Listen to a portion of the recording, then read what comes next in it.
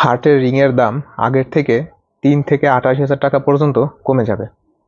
ফলে টাকার সমস্যার জন্য যারা চিকিৎসা নিতে পারতো না তাদের জন্য অনেক সাহায্য হবে। হার্টের রিং কথাটার সাথে আমরা সবাই পরিচিত। এই হার্টের রিং কি এবং এটা কখন হার্টে পরানো হয়? যে রক্তনালীগুলো আমাদের হার্টে রক্ত সরবরাহ করে সেই রক্তনালীর ভেতরে যদি প্রোটিন, চর্বি, কোলেস্টেরল এগুলো জমা হয়ে একটা ব্লক সৃষ্টি করে, অর্থাৎ আমাদের রক্তনালীগুলোকে সংকুচিত করে দেয়। ফলে রক্তনালীতে যে রক্তটা প্রবাহিত হতো সেটার পরিমাণও কমে যায়। রক্ত প্রবাহের পরিমাণ যদি কমে যায় তাহলে আমাদের হার্ট পর্যাপ্ত পরিমাণে পুষ্টি পায় না, পর্যাপ্ত পরিমাণে অক্সিজেন পায় না, যার ফলে বুকে ব্যথা হয়, এখান থেকে হার্ট অ্যাটাক পর্যন্ত হতে পারে। তাহলে এইখানে যখন 70% পর্যন্ত রক্তনালী ব্লক হয়ে যায় তখনই মেইনলি হার্ট অ্যাটাক বা বুকে ব্যথা এই সিমটমগুলো অ্যারাইজ করে।